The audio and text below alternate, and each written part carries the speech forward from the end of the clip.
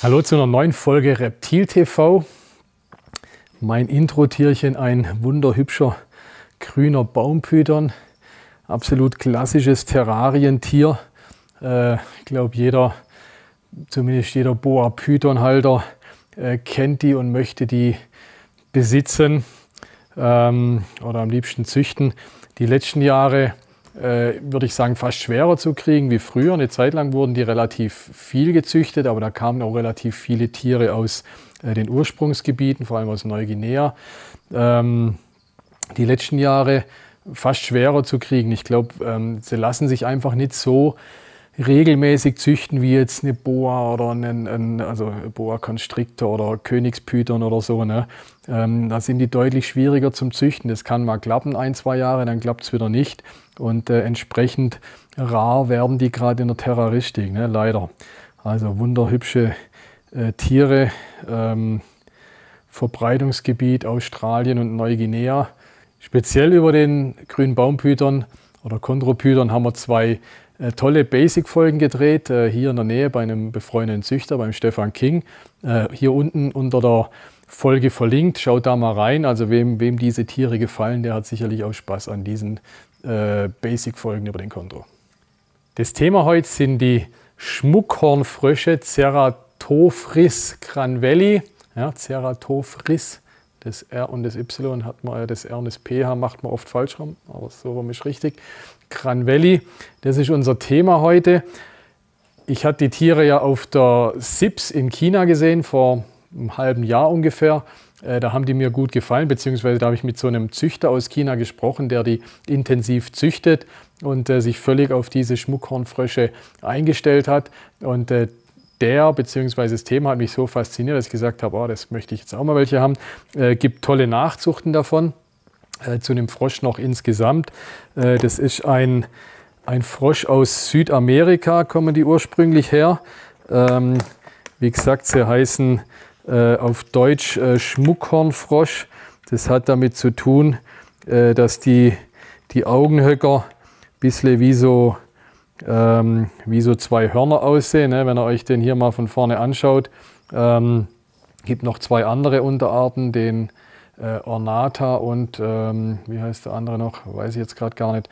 Bei denen sind diese Hörner fast noch ein bisschen mehr ausgeprägt und daher hat er seinen Namen. Südamerikanischer Amphibie ist wirklich ein witziges, spannendes Terrarientier. Das hier ist ein Jungtier davon. Von der Größe her, die Weibchen werden größer wie die Männer, die können wirklich wie so eine richtig große Männerfaust werden. Die Männchen bleiben ein kleines Stück kleiner. Insgesamt sind es ein bisschen garstige Gesellen, ne? Also so ein Jungtier, wenn der beißt, dann passiert noch nicht allzu viel. Die Großen, die können ganz schön zubeißen, also bei den Großen tut es richtig weh. So ein kleiner, der zwickt nur ein bisschen. Also es ist jetzt nicht unbedingt ein Schmusetier. Wobei, wenn man die von klein auf hat, denke ich, werden die relativ zuverlässig brav oder können zuverlässig brav werden. Aber wie gesagt, der Biss also ist gar nicht zu unterschätzen. Man denkt vielleicht, so ein Frosch, der kann nicht beißen, aber die können schon ordentlich beißen. Es ist ein Lauerjäger, also in der Natur sitzen die da, sind in der Erde oder im feuchten Laub, Moos eingegraben. Guckt nicht allzu viel raus von dem Tier und dann sitzen die da und warten auf Beute. Diese Lebensweise als Lauerjäger macht die eigentlich auch als Terrarientier recht geeignet. Der Platzbedarf ist nicht allzu groß. Ich zeige es euch nachher, wie man den schönen Terrarium einrichten kann. Also von dem her sind sie relativ anspruchslos, was die Größe betrifft. Sie werden erfolgreich gezüchtet. Es gibt diverse Farbvarianten. Wo ist er? Da ist er. Zum Beispiel der hier ist ganz hübsch. Das ist so eine bräunliche Variante. Meines Wissens nennt sich es, glaube ich, irgendwas mit, oder Butter sagt man dazu, diese braunen Tiere. Ich muss zugeben, noch bin ich da kein Profi, was die Farben von den Schmuckhornfröschen betrifft. Es gibt Albinos. Hier zeige ich euch mal eine Albino-Variante. Natürlich auch hübsch und ansprechend von der Färbung her, ne? Also die Farben knallen da richtig. Also ein wirklich, finde ich, tolles Terrarientier. Vielleicht auch gerade für jüngere Terrarieneinsteiger eine spannende Sache. Deswegen möchte ich die euch heute mal noch ein bisschen näher zeigen. Kommen wir zur Haltung von den hübschen Fröschen. Hier diese solche Plexiglas-Terrarien, die sind wirklich hübsch und schön, gerade für die Jungtieraufzucht. Ne? Also wenn ihr so einen adulten Frosch habt, wird es zu klein. Für die Jungtieraufzucht ist das wirklich eine schöne Sache. Ne? Kann man hier oben lassen, die sich aufschieben. Da ist so ein Magnetverschluss da vorne dran. Kann man sie aufmachen. Die sind recht gut belüftet im Deckel und in der Seite. Also das ist eine schöne Sache, sieht man schön rein. Könnt ihr beheizen, entweder mit einfach einem kleinen Spotstrahler, könnt ihr hier seitlich hinmachen, oder ihr könnt ein Heatpanel nehmen, so ein kleines Heatpanel, wo ihr die Sache von oben beheizt.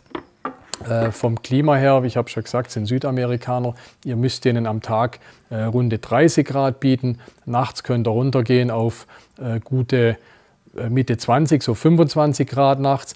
Also ihr müsst die Frösche definitiv gut beheizen. Ihr könnt sie nicht bei Zimmertemperatur halten, wird denen viel zu kalt. Ganz wichtiger Aspekt ist das Moos. Ne? Ihr seht es hier drin, also das hier sind die Moosplatten gepresst, die löst man so im Wasser auf. Und dann gibt es ja hier dieses Sphagnum-Moos, wo ihr hier drin seht. Also das ist so das A und O in der Froschhaltung. Dieses Moos, wo sie sich ganz gern drin vergraben oder verstecken und natürlich auch die Feuchtigkeit aufnehmen. Das muss immer feucht sein, das muss frisch sein. Die Hygiene ist wirklich ganz wichtig. Wenn ihr denkt, oder wenn Kot drin ist, oder dann geben die auch Urin ab. Den Urin seht ihr nicht. Also haltet die hygienisch. Wenn ihr Kot seht, macht den großzügig an der Stelle raus. Dann habt ihr die Chance ganz gut, dass ihr den Urin mit rausnehmt. Wenn ihr seht, dass langsam Fliegen reinkommen oder so, wechselt das Moos aus. Also die Hygiene ist bei den Fröschen wirklich das A und O. Die müsst ihr wirklich sauber, hygienisch halten, sonst kriegen die über ihre Schleimhäute irgendwelche Krankheiten. Ne? Also achtet darauf. Ich kenne Terrarianer, die sagen, oh, das Moos sollte nicht zu langfaserig sein, das kann sich schon um die Gliedmaßen drumherum wickeln. Also wir machen es nicht, dass wir es klein schneiden. Ich kenne Terrarianer, die schneiden sogar die Fasern vom Moos noch klein, dass die sich nicht irgendwie einschnüren damit. Habe ich bis jetzt noch nichts feststellen können. Müsst ihr entscheiden für euch oder probiert es aus. Wie gesagt, wir machen es nicht. Füttern tut man die Tiere mit Insekten. Bietet 2-3 Mal die Woche Insekten an, bestäubt die. Also wir behandeln oder wir füttern die wie Echsen auch. Ne? Wir füttern Heimchen, Grillen, Heuschrecken, bestäuben die mit Mineralien, Herpetal Complete mit Mineralgemisch, 2:1 ist eigentlich das Mittel der Wahl dafür, die gut füttern. Und dann habt ihr wirklich Spaß mit den Tieren und habt wirklich ein tolles Terrarientier. Hier jetzt das Terrarium für adulte Tiere oder große Tiere, beziehungsweise für ein Tier. Wichtiger Punkt, also die sind recht rabiat untereinander, ihr müsst die allein halten. Die vertragen sich nicht, auch nicht irgendwie paarweise oder sonstiges. Die wollen allein gehalten werden, deswegen Einzelhaltung in so einem Terrarium. Ja. Aber ansonsten, wie hier gezeigt, so ein 60er Terrarium ist schön. Könnt ihr beheizen, entweder hier mit Heatpanel, ne, natürlich ein größeres wie das, was ich vorher gezeigt habe, oder wieder über so einen Strahler. Ne, hier oben ist ja dieser Gazedeckel, kann man so einen Strahler draufstellen. Das ist so ein wenig die einfachste Methode mit diesem Strahler draufstellen. Heatpanel, wie gesagt, tolle Alternative. Hier habe ich jetzt 35 Watt, ja, wahrscheinlich sogar ein bisschen knapp, eher 50 Watt. Dann habt ihr das Terrarium beheizt.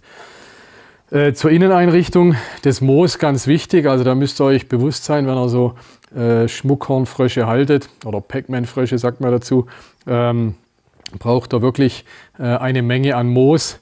Wir haben vorher hier schon im Spaß gesagt, da kannst du ein Abo für Moos abschließen. Also ist tatsächlich so viel Moos rein. Ich denke, das ist wirklich das optimale oder perfekte Bodensubstrat. Wasserschale könnt ihr anbieten, würde ich machen, gerade bei so einem großen Terrarium. Vielleicht bei der Jungtieraufzucht nicht, aber bei so einem großen macht eine Wasserschale rein. Ihr könnt ein bisschen Grünzeug reinmachen, sieht einfach schöner aus, wenn ihr wollt. Irgendwelche Totenschädel oder sonstigen Schädel sind da relativ beliebt bei den Fröschen, auch ins Terrarium. Und jetzt pinkelt er noch, lassen wir ihn rein, bevor es weitergeht mit Pinkeln hier. Wie gesagt, der kleine Kerl verliert sich ein bisschen in dem großen Terry, aber in einem Jahr, wenn der größer ist, dann fühlt er sich da drin wohl und dann habt ihr ein schönes Schmuckhornfrosch-Terrarium. Noch abschließend zur Zucht von den Tieren. Das ist wirklich, habt ihr euch vielleicht vorher gefragt, ja, wenn man Männchen, Weibchen nicht zusammenhalten kann, wie kann man die dann züchten? Habt ihr recht, wirklich ein schwieriges Thema. Die Tiere werden in der USA vermehrt durch künstliche Befruchtung. Das ist fast das Gängigere, würde ich sagen. Die Tiere, wo wir da haben, sind tatsächliche Nachzuchten. Es gibt in Europa 2, 3 Züchter, die wirklich züchten. Daher sind unsere Tiere. Aber das ist absolut knifflig und schwierig. Vielleicht muss ich mal, oder vielleicht ergibt es sich mal, dass ich zu einem Züchter gehen kann, der uns die Geheimnisse verrät, weil an sich nach wie vor ist es fast ein Geheimnis, wie man diese Frösche wirklich im Terrarium züchten kann. Also das bleibt spannend und wie gesagt, vielleicht kann ich da mal eine extra Folge drüber machen und euch zeigen, wie man die Tiere wirklich als Terrarianer züchten kann.